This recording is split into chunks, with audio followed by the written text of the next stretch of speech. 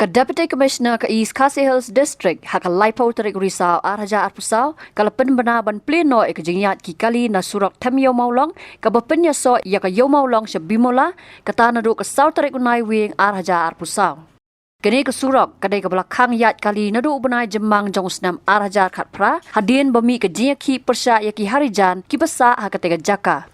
Kumban supan kan mau bakani ke jing ki kalami hadien ke jing sha sho ki arngot ki khana ki bade ki khun nong nya bos sao tang nomor bakal lenti ke bos ya kawi ke kentai harijan ke bara na kani ke jing kan at ki paj ba keleng saudong ki lay lum ban hiar thma ya ki harijan ke balan ne de ki tayo hapadeng ki bor pulet bat ki paj ba ki bertmutur sya katai ke jaka.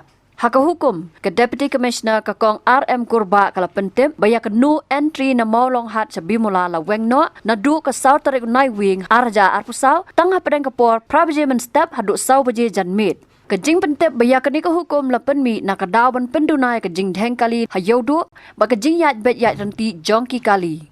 Kala pentip ya ke surok na mod pran sa yo maulong bat tem yo maulong la pen kala one way bat lebu da ke no entry na yo maulong sa mod pran. Kalau pentip biar ki bos ki bay penyeng hasurok yo maulong hajan ke traffic point lapen kenriak no semuda parking lot persya ke Anjali Cinema. Laong ru baboro ki bos STPS aram sya ban yat che yo maulong na mod pran Henry ki hab ban yat bet chestan jim ban mi che district council. Hukum ke ong ba aram sya yang kali ha yo maulong syadu bimula bat ki bale persya kin sya dan kuna. Habatin, pej bahagi ki shop plus F. Ka plus F? Hakabam bangibam duna ki eki batte ye kamet. Namar kata habathiru atau khau kamlu ka umpnyang kadut pej ye ka shop plus F haka jingsom. Ye ki nutrient kum ki vitamin bat ka ayen la icon diat bat ka bathau bha kam khta i ka dur jing ki marbam ka jing mat lani ka rukom shed ye ki. Balehi banai kita. Kadon ka we ka jing mentoy ba kongsan. Ka kot ka kia.